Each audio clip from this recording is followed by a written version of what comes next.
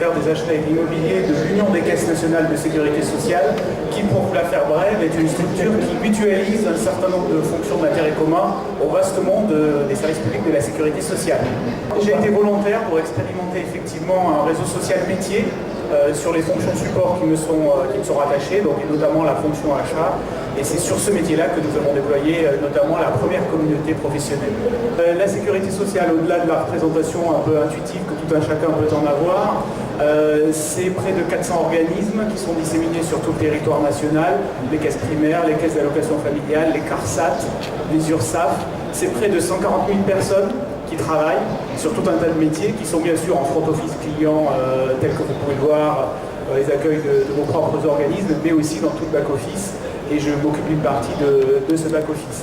Donc c'est un volume d'activité et c'est un volume en termes de ressources humaines qui est tout à fait considérable, et l'ensemble de ces personnels sont répartis sur près de 4000 sites sur tout le territoire national. Donc tout ça implique bien tout ceci pour prélever et redistribuer dans le tissu économique et social français près d'une fois et demie le budget de l'État. Donc selon ce que vous incluez ou pas dans les régimes spéciaux ou dans les régimes complémentaires ou pas, ça va de 300 milliards à 500 par an qui sont prélevés et redistribués. Donc tout ça pour vous dire que bien évidemment ça nécessite une machinerie administrative qui est conséquente. Nous essayons de faire en sorte qu'elle soit la plus légère possible, notamment par le biais de cette organisation qui nous est propre, qui consiste à faire en sorte que ces 400 organismes, ces 400 caisses primaires, CAF, etc., dont je vous parlais tout à l'heure, sont des organismes autonomes et sont des personnes morales autonomes en gestion. Donc pour venir sur le réseau social d'entreprise, la configuration qu'Alain disait tout à l'heure, c'est-à-dire dispersion géographique, dispersion en termes de culture, nous en plus avec ce facteur un petit peu compliquant de dispersion dans des personnes morales autonomes qui dans la façon dont elles vont gérer le service public au plus près de l'usager sont autonomes dans leur gestion. Nous avons toute cette conjonction, tous ces facteurs compliquants dont nous avons essayé de faire avec l'aide de James Spot un alignement des planètes favorables pour lancer effectivement un réseau social qui, à la différence de ce qu'ont fait nos amis de Covea, est assis sur des communautés de métiers.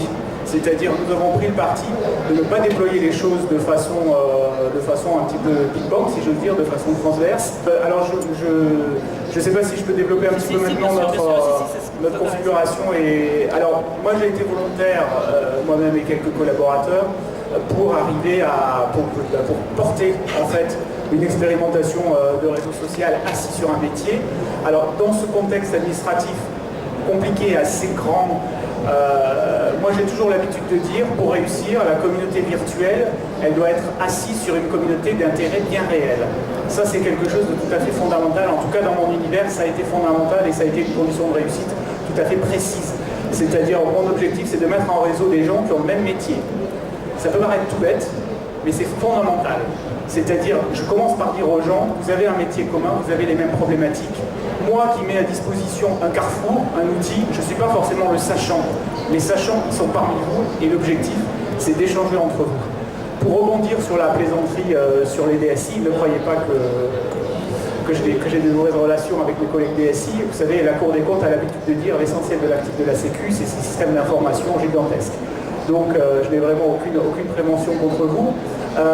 Simplement, on a l'habitude de dire, dans un contexte où les DSI effectivement sont très prégnantes, les portails un peu traditionnels, un peu vintage, comme on a beaucoup dans notre univers, c'est de l'info descendante. Nous, on va faire de l'info, on va pas faire d'info d'ailleurs, on va en faire un petit peu pour amorcer la pompe, mais surtout on va vous permettre d'échanger entre vous. Alors, quand je dis ça face au public averti que j'ai devant moi, j'enfonce des portes ouvertes. Ceci dit, c'est une façon aussi de marquer la complémentarité avec des logiques projets spécifiquement DSI. Donc, expérimentation d'abord, et à l'instar de nos amis de Covea, on a commencé assez récemment, parce que la première proposition, je l'avais fait il y a 2 ou 3 ans. Nous avons lancé les procédures de marché pour sélectionner notre prestataire début 2014. Nous avons la chance de travailler avec James Spot. On n'est pas là pour faire la pub cher Alain, mais vraiment, moi je tiens à souligner le boulot tout à fait remarquable qu'ils font pour nous. Nous avons donc déployé d'abord sur un périmètre expérimental de quelques centaines d'acheteurs notre expérimentation à partir de l'automne dernier. Sur cette communauté d'acheteurs, nous allons généraliser à partir de la fin du mois. Il y a la stratégie de com qui a été définie et qui va être déployée. Et derrière, nous allons ouvrir au minimum 2 autres communautés métiers qui me sont directement rattachées, donc celle sur les référents développement durable qui est peut-être plus anecdotique, mais surtout celle sur les gestionnaires de patrimoine immobilier, et le collègue DIRCOM, parce qu'en revanche là il faut avoir les DIRCOM avec nous dans ce type d'aventure, va également développer une communauté métier sur des correspondants communication des différentes caisses. Donc voilà à peu près où on en est. Et puis on a également lancé une autre expérimentation au sein de l'Union des caisses nationales, qui est un petit organisme de 200 personnes. Alors vous allez me dire 200 ça peut paraître grand. Au sein des mastodontes organisationnels qui constituent mon univers, c'est tout petit. Donc nous avons également lancé en interne une communauté professionnelle sur l'interne de la maison. Mais donc voilà, notre stratégie a été vraiment de cibler des communautés d'intérêt professionnel dans un contexte où il s'agissait d'abord de mettre en relation des gens qui avaient le même boulot mais qui ne s'étaient jamais parlé, parce que l'un dans la CAP de Brest, l'autre à l'URSSAF de Marseille et le troisième à la CEPAM de Metz. Voilà, c'est ça notre univers et c'est cette communauté métier qui, je pense, a fait la réussite et l'intérêt du dispositif. Oui,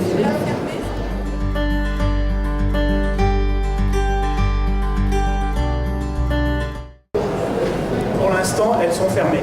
Elles sont fermées par métier. Donc j'aime bien un petit peu à l'instar de ce qu'on fait cet après-midi, faire partager ce qu'on fait et en parler. Effectivement, à la dernière réunion du personnel de l'Union des caisses, plusieurs personnes sont venues me dire moi je veux développer ma communauté aussi sur mon métier. Donc voilà, alors certes, c'est très bien, ça nécessite ça, en termes de community management, de règles de gouvernance, etc. On va peut-être en parler, ça nécessite tout un tas de choses. Mais pour revenir sur votre question, oui, les communautés métiers sont fermées et ça rassure aussi les gens de leur dire vous êtes entre vous et il y a ce ciment de la communauté d'intérêt bien réel en chair et en os. Ça, c'est hyper important. Pour continuer et peut-être pour fermer, si j'ose dire, l'histoire de la fermeture ou de l'ouverture, notamment par communauté métier, moi je me félicite en fait d'avoir fait une espèce de muraille de Chine, même si l'image n'est pas très heureuse, entre les différentes communautés métiers. Je crois que les réseaux sociaux, et là c'est bien l'objet de la table ronde, les réseaux sociaux ont un piège mortel dans lesquels ils peuvent tomber et qu'ils doivent absolument éviter. Ce piège, ce serait de participer au déluge informationnel et au brouillage total où plus grand chose ne veut rien dire. Et moi je me mets à la place de mes utilisateurs, de mes acheteurs. Si tout d'un coup ils avaient la visibilité sur ce que fait le gestionnaire de patrimoine et sur le responsable RH et demain sur le responsable com et tous ces échanges avec ses propres homologues, je pense que très rapidement plus personne n'y verrait plus rien. Et pour le coup, on serait dans le RSE dans la même situation qu'on est aujourd'hui sur les mails, c'est-à-dire aujourd'hui on est dans une situation très paradoxale, vous voulez qu'une info soit strictement confidentielle, vous l'envoyez par mail à tout le monde. Vous êtes sûr que dans le déluge de mails de tout le monde, c'est la meilleure garantie que ça reste totalement inconnu. Donc le RSE doit précisément éviter ça et pour ça il faut une organisation, une structuration qui passe pour partie par une certaine étanchéité des communautés.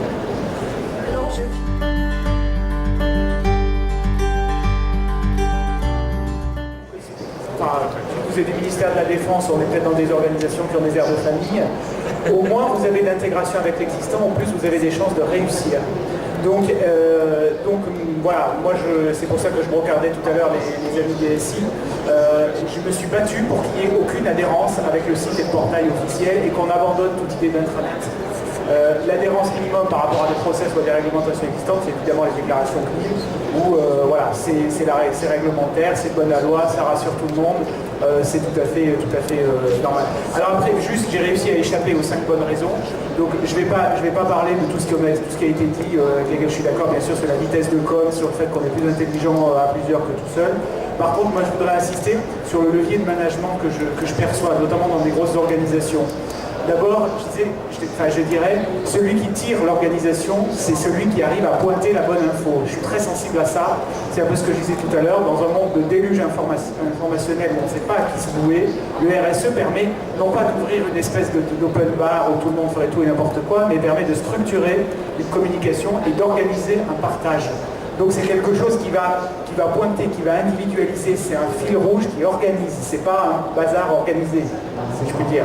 Ça c'est hyper important. Après, en termes de levier de management, ça a été dit, je crois, par un des participants à la table ronde, sur pourquoi vous devez lancer un RSE, me semble-t-il. Moi je suis sur des communautés métiers. Le fait de lancer un RSE sur des communautés métiers, c'est un levier de management et de valorisation hyper important, surtout sur des fonctions support sur lesquels je suis. Ça, c'est quelque chose qui joue. Ensuite, en interne, et je m'arrêterai là, c'était ma 5e raison, mais finalement c'est peut-être une des plus importantes. On parlait tout à l'heure du rôle du community management. Moi, on a là aussi, c'est question que de s'adapter à la configuration. Moi, j'ai un pool de community management qui interviennent par domaine de spécialité. Les marchés publics, vous êtes sans doute concernés aussi, l'achat, les clauses sociales dans les marchés, etc. Ce pool, il est animé par une personne qui a une fonction à mi-temps de community manager. C'est que du redéploiement interne, parce que pas plus chez vous que chez moi, que n'importe où aujourd'hui, on peut décoter des postes comme ça en claquant des doigts. C'est évidemment que du redéploiement, c'est que de la conviction, ça repose que sur qui est aux commandes et qui va convaincre les gens de faire un boulot supplémentaire, parce que c'est ça.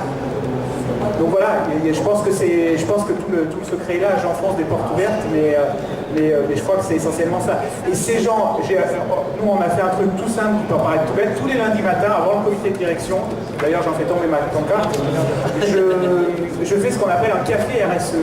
C'est-à-dire, je réunis l'équipe, le pool des community managers, tous les lundis matins, pendant une demi-heure, c'est très court, c'est très bref, pour partager l'animation de la communauté, ce qui marche, ce qui ne marche pas. On partage les bonnes pratiques, chacun amène le café, chacun amène des croissants, c'est sympa, ça valorise les gens. Et même dans ma petite structure de 50 personnes, si je n'avais pas fait ça, ces personnes, elles ne se seraient jamais rencontrées.